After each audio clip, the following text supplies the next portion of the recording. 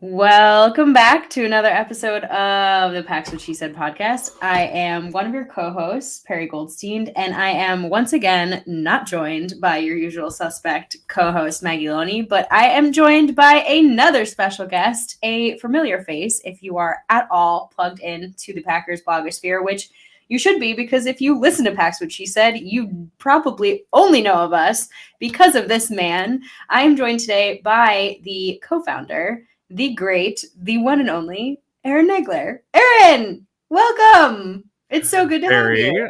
how are you? Thank you so much for having me. I'm sure there are plenty of people who have discovered Pax What She Said outside of the CheeseheadTV Aaron Nagler environs. I think you're selling yourself short there. We certainly provided the connection for you and Maggie, but you guys have done all this on your own. Oh, well, that's very kind of you. But I wanted to give you the intro that you deserved for this Oh, Chargers preview show. very good. We are going to look at this. We talked about this a little pre-recording, but this very, very weird game. I feel like anytime the Packers and the Chargers meet, it just ends up being the strangest matchup you've ever You know seen. what's funny is I remember all I could think of in my head when I saw this game coming up on the schedule was, oh man, all I remember about the Packers under Matt LaFleur facing the Chargers is flying out west and getting their butts beat, right? That's like pervasive feeling I have when I look at the Chargers now. But the Packers overall as a franchise against the Chargers have been lights out. They have like an over 800% winning percentage against the Chargers, and they're 4-1 against the Chargers at home all time. Okay, So we love we should that. feel good about this game. We should. Yeah, I mean, the Feel good. last time these two teams met, look, these two teams are very different. Obviously, Aaron Rodgers being the biggest differentiator. Last time these two teams met, the Packers scored 11, which is just the weirdest number to score. That's the one that sticks out to me. I'm like, how did you score 11? 11, right? Odd Um, game, like you said. This time, though, like you said, it's at home, which I think is the biggest difference in terms of this matchup versus the last matchup, because Packers at home versus Packers in California are two very Baby. different No, teams. thank you. Yes. But again, this Packers team and that Packers team are night and day different. The Chargers team, not so much. They still are headed by the one and only Justin Herbert. They still have Keenan Allen. They're quite banged up, which we'll probably get into as we dive into this. But It's just they're uncommon opponents. They don't play each other very often. They're not in the same conference. This doesn't really matter at all if you're looking at like kind of playoff standings or anything really. It's just a wacky game. It's just a noon kickoff at Lambeau against an AFC opponent featuring the gold package in the stands, which, by the way, historically has not gone great. So need the gold package to show up and be loud, real loud, when the Chargers are on offense. Yeah. That has to happen.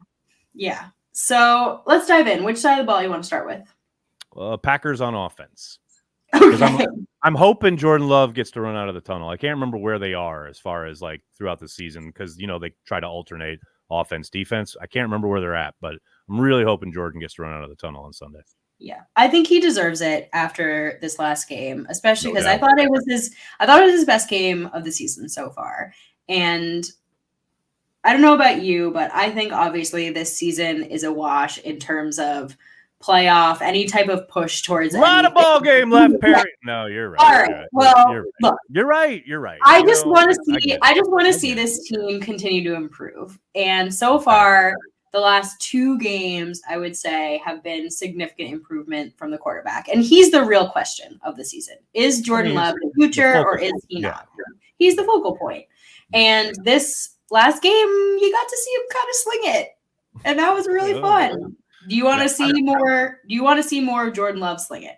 Yeah, I mean, who doesn't, right? Look, coming off the Rams game, that second half of the Rams game, I thought was probably his most efficient performance so far. And then, going into Pittsburgh and doing as well as they did. And look, Jordan was hitting everything as far as every type of throw, right? The thing that really jumped out to me and gets me excited for this matchup, despite the fact that the Chargers do have two really premier pass rushers, is the work they did up front, keeping Jordan Love upright. And that's on the road in Pittsburgh. Now you come to Lambeau and hopefully maybe you got a little bit more command at the line of scrimmage. Maybe Yeah. Jordan's able to use that hard count a little bit more. We saw him actually utilize it in Pittsburgh, but continue to do so and get kind of the defense to tip their hand and things like that, but also enable those tackles, whoever it is. I mean, it could be Rasheed Walker at left tackle. It could be Yosh Nijman. We're not sure yet. And, of course, Zach Tom, who I think has probably the biggest assignment with Bosa on the outside there. It allows both of them to play head up, and actually hear the snap count rather than have to be looking in, then getting their head around. And I remember talking to David Bakhtiari about that being one of the most difficult things to do, especially guys who have great speed around the edge. Their ability, and like I said, a pretty promising performance in that regard in a hostile environment against two other really good pass rushers, that gives you hope. I mean, because then you can operate, because then Jordan can do all those things, right? Because God knows we went through that month-long stretch where they couldn't operate on offense. I mean, literally could not get a third down conversion, let alone a drive going. Everything was so hard. Yeah. That's where I'm most heartened, so to speak. Yeah. It looks like it's probably going to be Rasheed just because, I mean, Yosh was a full participant, but he is still dealing with the back injury.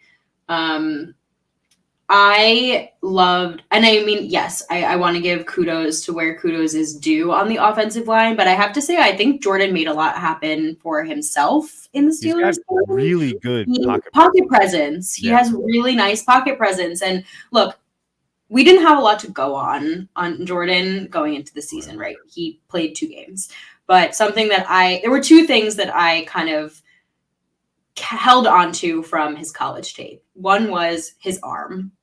That guy has a cannon, and it hasn't panned out so much on the deep ball yet this season, but he has it. He has the arm and his ability. He can make the throw, and he's got to complete the throw, but he can make the throw and his ability to extend plays. And we haven't been able to really see him extend plays. And now, granted, I think that's a product of you want him to operate within the offense this early on in his career. You want him to get his footwork down. You want him to go through his progressions. You want him to hit his first reads. Like early on in your career, you want to see that level, and you want him to get into good, I think, habits. That's what I keep going back to. However, in certain moments, to see him move around in the pocket like he did in the Steelers game and scramble and make plays, I mean, that's fun. And I think that's a guy, that trait, if you will, those are some of like the unteachables that you can get a guy who can like operate in the pocket and hit the reads, etc., but can't do all those other things. That's fun to see. And we haven't been able to see him do that at all because the pocket was just collapsing on him. He had 0 time to even try to buy time, right? Well, and it's fun because you see those glimpses, right? And you do get excited. But I think I'm 100% with you regarding his kind of work in the pocket. And I think he's done a good job for the most part. It is funny. Sometimes I think he's maybe trying a little too hard to kind of stick with the progression, stay in the pocket when maybe there is an opportunity to slide out and make something happen with his legs, right? But I get it. He's probably being hammered about that by Tom Clements, right? I'm sure they're going over it all week long, and that is what they're drilling, right, as far as what they're doing throughout the week. I love his poise in the pocket, and I love that he doesn't drop his eyes. Here's the thing. As bad as it's been at times throughout this season with the offensive line, I've never really seen him drop his eyes like too quickly. As far as, okay, my first read's not there. Okay, where's the rush? Like more often than not, he's okay. If that's covered, I'm going to 2. I'm going to 3. Where's my check down? Okay, where's the rush now?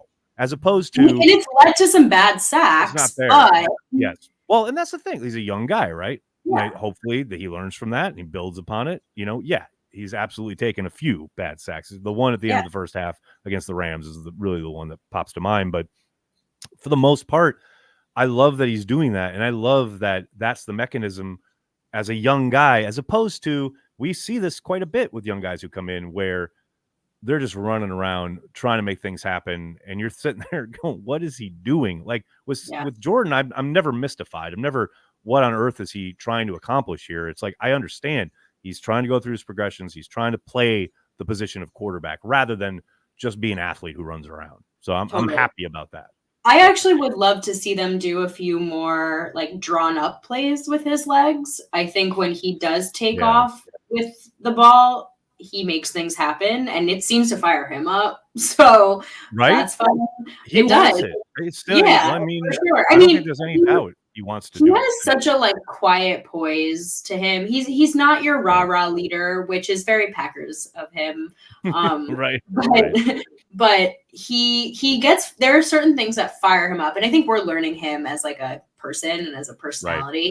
And when he gets to take off and run, it gets him fired up. So I wouldn't mind a few keepers, because I also think like it, and this is total conjecture, and just like based on me watching games, but it has felt at times, especially over the last like month or so, that he hasn't really trusted the line.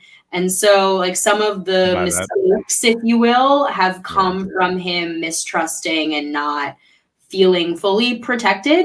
And I think if they gave him those kind of read options, it would give him like a little bit maybe more control over what's happening. If he feels the pocket collapsing, he can take off.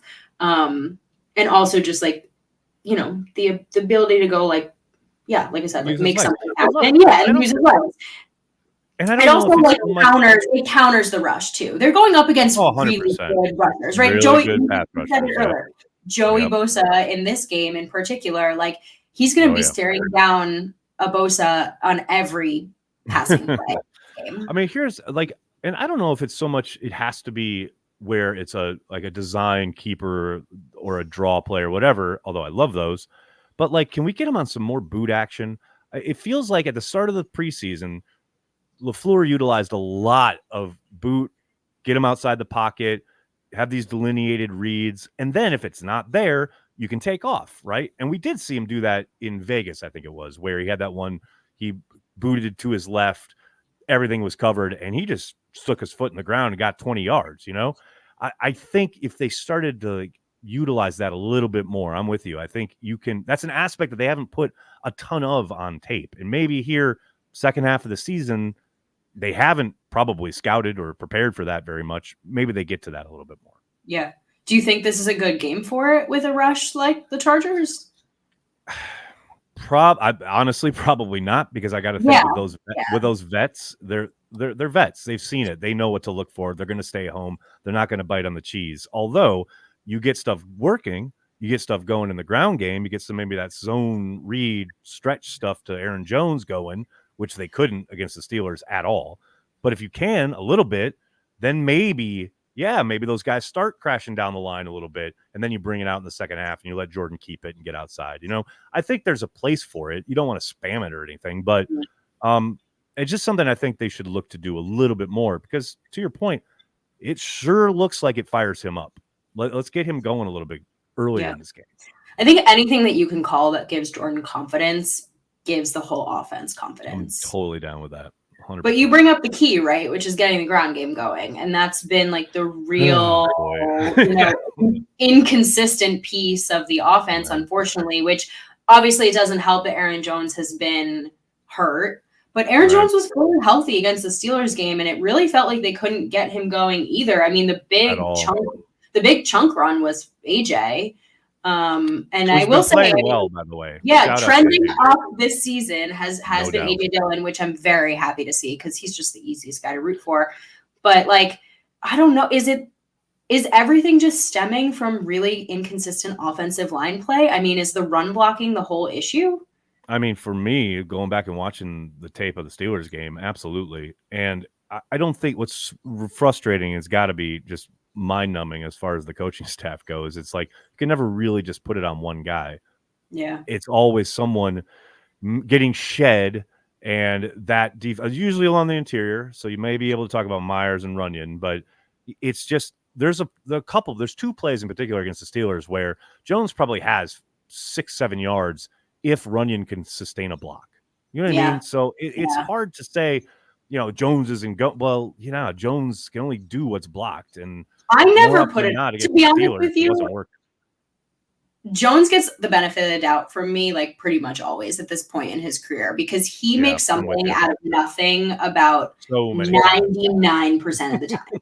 So if Aaron Jones Right. can't get positive yardage out of whatever it is that's in front of him, it's likely because he's running into a brick wall. Yep. More often than not. Or someone's just like shedding the wall. I will say it's interesting. They've started to a little bit mix in Emmanuel Wilson. And I do wonder if they start utilizing him as kind of a fresh legs option, because looking at the play that they designed, which should have been a touchdown to Aaron Jones, and he crosses formation, comes out the backside, and the backer just gets him from behind. And there's nobody in front of Aaron Jones on that play. And they've been kind of mixing in the rookie a little bit. I do wonder if they start utilizing him a little bit more back half of this season. As you said, it's not like they're like gunning for playoff contention or anything. Get some of these young players a little bit more playing time. I think Wilson, we saw in the summer how electric he can be. Maybe some of these carries start going his way and see what he can do. I think why not? I mean, this is just very much the season of like, let's just throw anything at the wall and see what sticks. Right? I mean, that's Right? that's always our kind of viewpoint sitting on the outside looking in. But at some point, you have to think. I mean, especially when your general manager is trading away your most active corner, you got to think, okay, yes, it is time for youth to be served. And you got to think. Oh, well, that's what I mean. I think at least time, when your entire roster is under the age of 25, you are probably looking at each of these guys and saying, okay, who's our future? Yeah, and we want to give 100%. as many snaps as possible to these young guys to say, who am I building around? Because not everyone is going to stick to this roster, and not everyone should stick to this roster after the season. Oh, yeah. And we need to decide who stays and who goes, because those are the decisions. It's the tricky part, right? It's the tricky part for the coaching staff, because they want to win games, because you got to win games, or else you don't stick around yourself, right? Yeah. And I'm sure like the personnel people are going, can we see a little bit more of this, a little more of that, whatever? And I have no doubt the coaches would like to, but at some point, like, we're trying to win games. So I think it's a delicate balance. And the closer we get to the end of the season and the further out and away from it the Packers are, the more I think we'll see that kind of thing play out. Yeah, it is a balance. But I mean, look, like, I think some of these young guys on offense are starting to separate themselves from the rest. Yeah.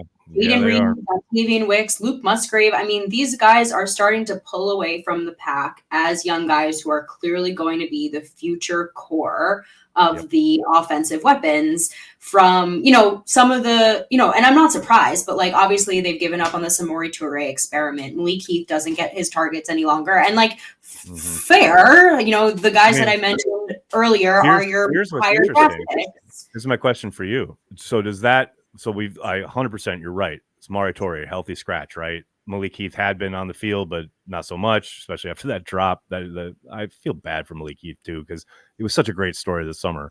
But so now we have seen, Wicks and Reed in particular really start to come to the fore, wide receiver wise. Isn't it time they start eating into Christian Watson snaps? Love Christian Watson. Still think he's got unlimited upside, insane talent. But he's playing a whole lot comparative to those two guys in particular. Is this a serious question coming from you? 100%. 100%. Because I don't want it to eat into Christian Watson's snaps. I want them to use Christian Watson differently. How would you use him? I don't think they're using him like MVS, and I don't think they're using him properly. I think Christian is a lot more versatile than they give him credit for. And one of his knocks coming out of college was, his route tree isn't as developed because he comes from a smaller school, et cetera, et cetera. I actually disagree. Like, I think you can use him in some really fun ways. I think, yes, he may overlap a little bit with Jaden Reed in terms of some of the motion stuff and some of the end around jet sweep type stuff. But like, why not have two guys who can do that? Christian Watson body size gives him the versatility to use him in those ways. Use him on some crossers, use him on some slants, give him the ability to get the ball in space and use his speed to just go. I think he is not, whatever they're doing right now with these 50-50 balls, he's not winning, and it's draining his confidence.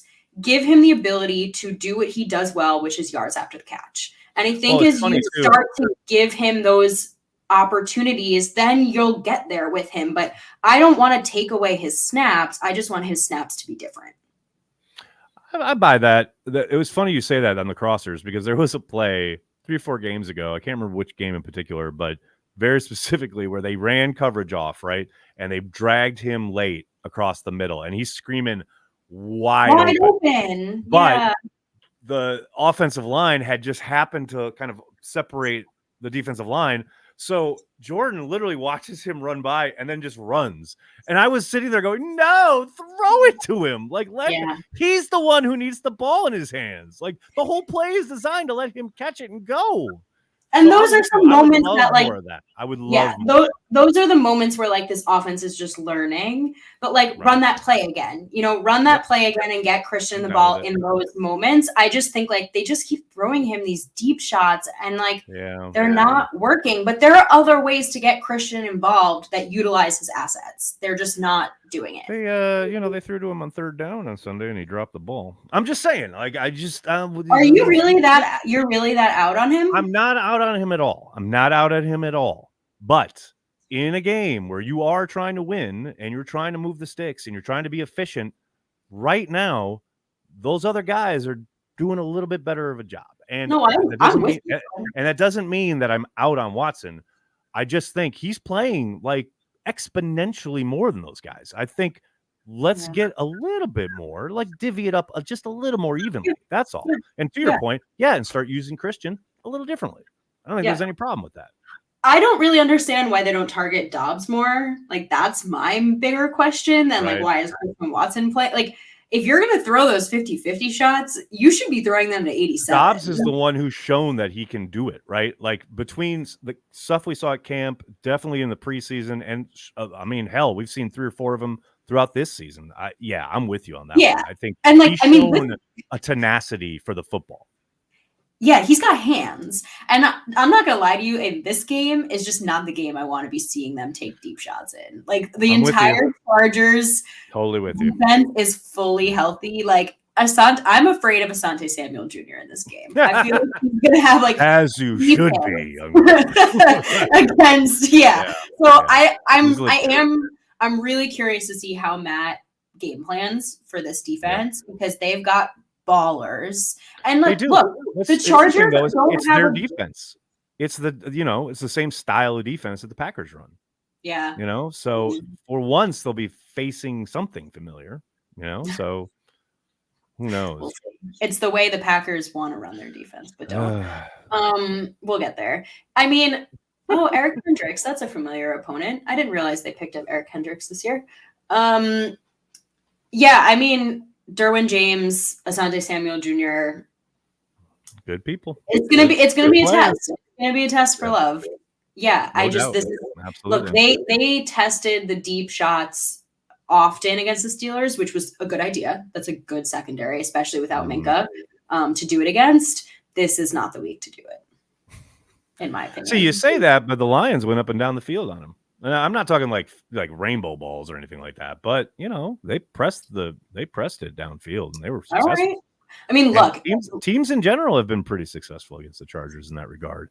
It's a weird group. They're a weird defense because they have lots of talent, but man, they have been poor this season.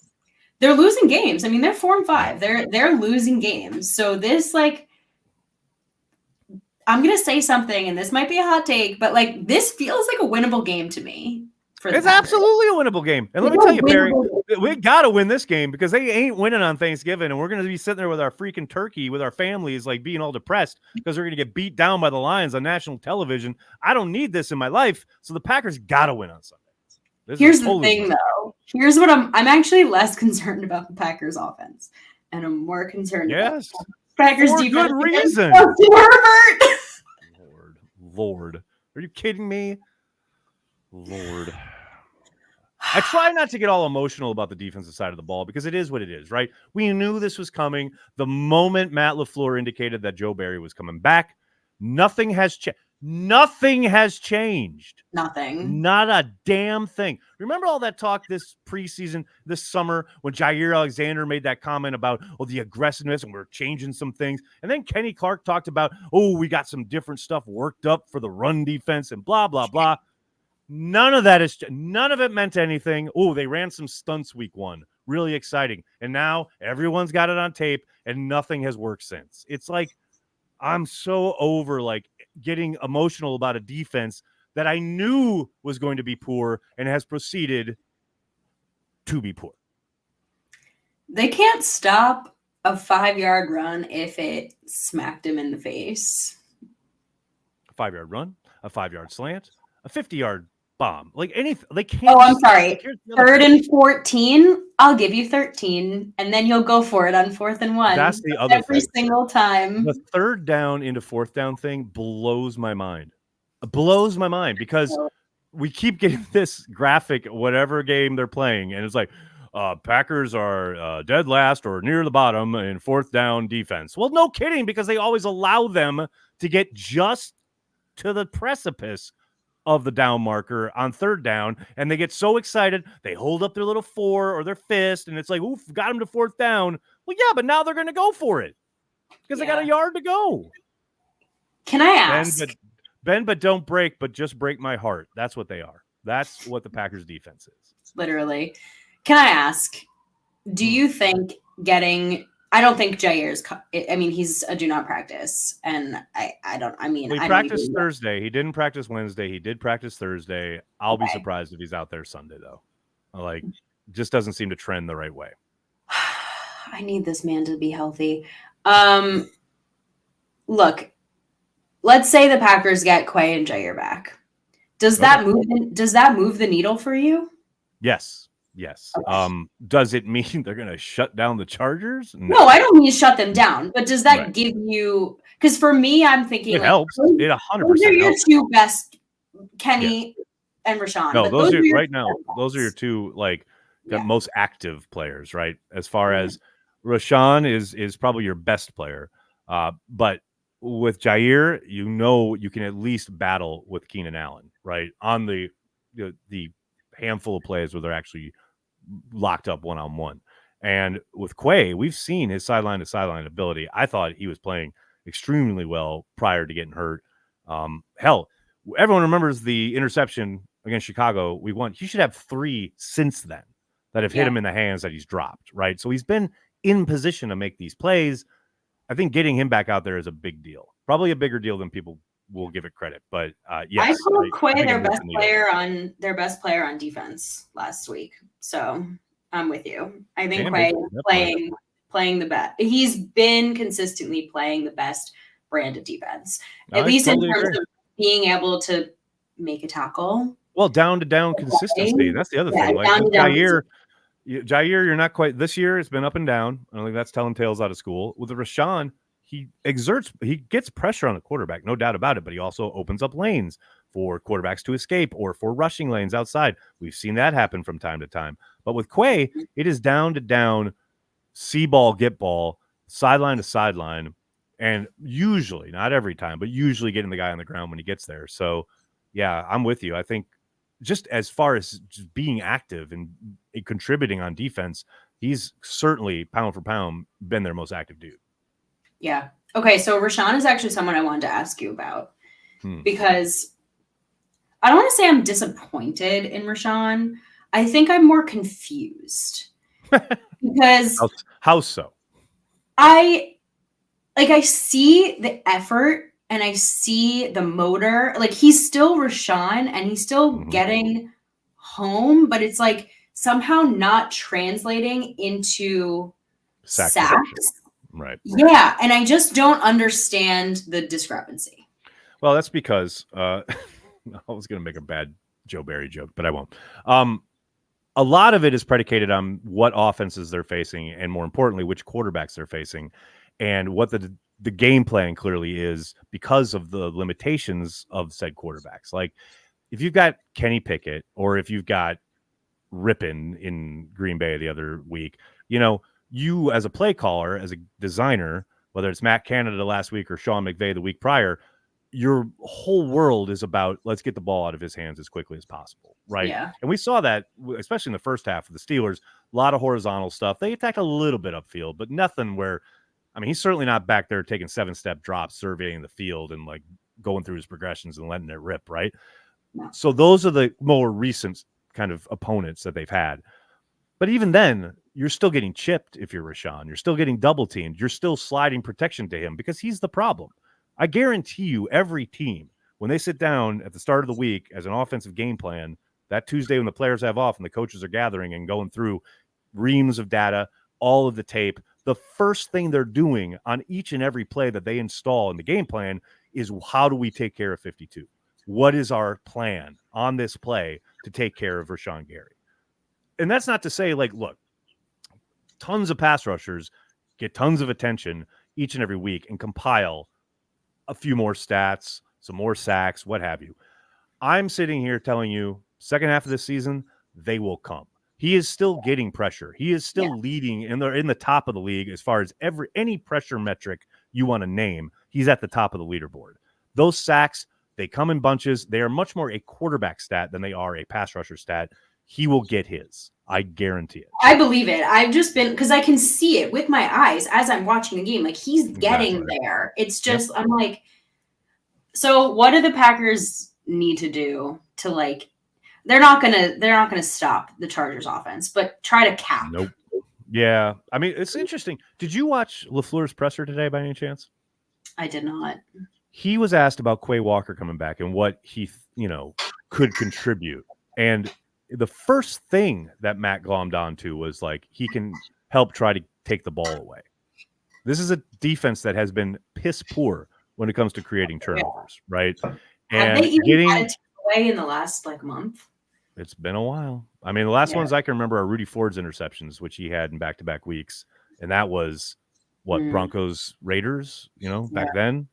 So they haven't been good at taking the ball away in any capacity, whether it is strip sack fumbles, whether it's hitting the ball carrier downfield, whether it's taking the ball away on an interception.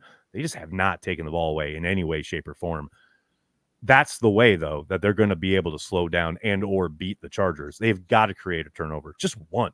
Give your offense another chance to kind of get a lead, possibly. I mean, how many of these games have we sat and watched as the Packers trying to claw back or work from behind?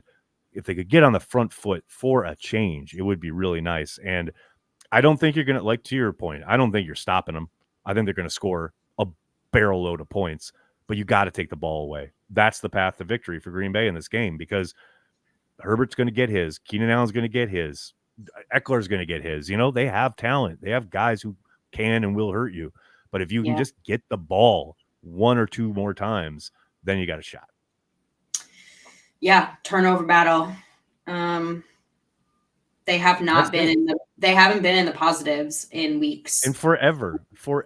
Yeah. I mean, it's been bad. Now, some of that is stilted a little bit because of the end of game stuff and desperate situations, and Jordan's thrown a number of picks in those scenarios.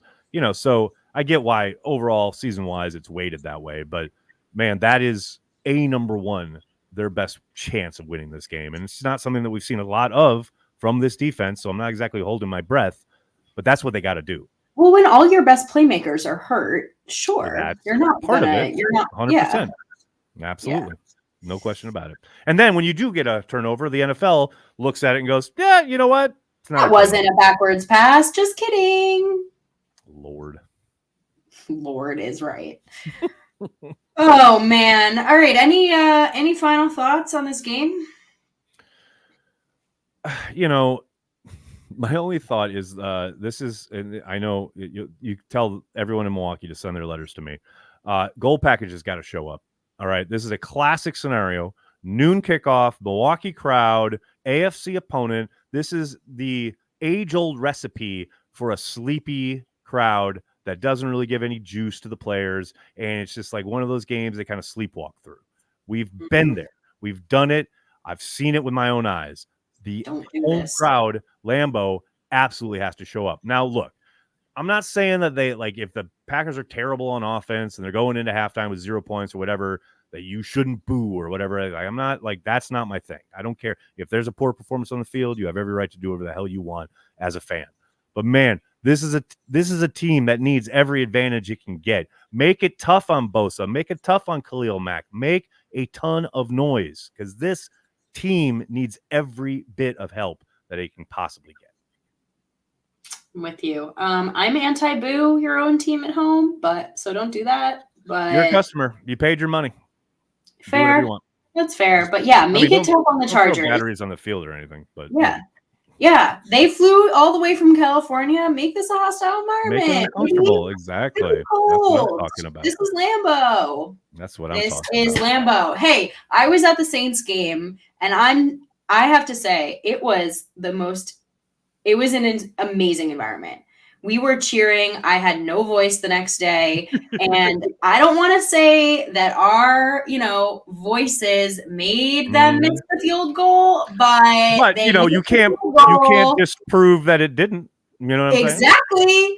They missed the field goal and they won the game. So here we are. The gold package represent. That's what I'm saying. It's got to happen. All right. Final score prediction for this one, Nagler. Oh, God. Oh, Lord. My heart or my head? Heart. Packers 31, Chargers 27. Ooh, I like it. There you go. Packers 31. You really think the Packers offense can put up over 30 points? 31 points. They hold on to the ball. They actually convert some fourth downs, and Jordan Love goes over 300 yards passing for the first Packers 300-yard passer in like a millennia. Hell yeah. Packers offense have actually been pretty good on fourth down. So I would like to they're not being called for like phantom penalties, lineup, phantom offsides. I think I'm gonna call this one a Packers win as well. I don't know. There's something in my heart that I don't know. But I'm gonna go 27-24. All right. I'm down with that. I can live with it. I would love to see 30. 27-24 with 27 like throughout the game, and the Chargers are continually trying to catch up, but they never quite get there? Or is it 27-24? It's 24-24 going down to the last minute, and then the rookie Anders Carlson trots out for a 50-yarder and nails it for the win. Like, which version is good? Like, the latter is the more fun, but I would love to see this team take a lead and hold a lead and not. Oh my God, right? Please, can we just once? And by the way, if they do start behind and then they scratch and claw and get a lead, can we hold a lead just for a drive? Just a drive, Joe Barry. That's all I'm asking. One drive. Yeah. Getting a lead and then like having the defense then just immediately giving it back. Points is just so demoralizing. So Packers win. We're hoping for the most points scored since week 1 for this offense. That's the request. That's the goal. Let's do it. That's the goal. Nagler, thank you so much for coming on. This was so much fun. Please tell the lovely listeners where they can find all of your great work. CheeseheadTV.com houses almost all of it. Obviously, we have a YouTube channel, we have a Discord, we have a Patreon membership. We do it all. With anything having to do with the internet and the Green Bay Packers, you'll find Cheesehead TV. Just look us up. Yes.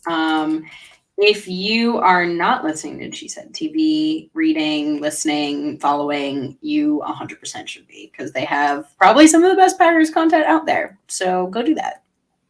All the stuff that I'm not involved with is the best, yes. They have some amazing content creators. There's like dozens upon dozens that are involved. So yeah, go check them out. You can follow me on Twitter at Perri_Goldstein. Obviously, please go follow the podcast at PWSS Podcast. This episode will be up on YouTube early, so you can go check that out. Packs What She Said YouTube. Obviously, you can listen to the podcast everywhere where you get your podcasts, Spotify, Apple Music, etc., etc. Thank you all for listening so much. We will be back. Maggie will be back for the next episode. We'll be recapping the Chargers. Hopefully, Packers win against the Chargers. Go Victory Monday. So tune in for what we hope to be a Victory Monday. Thank you all so much, and go Pack Go. Go Pack.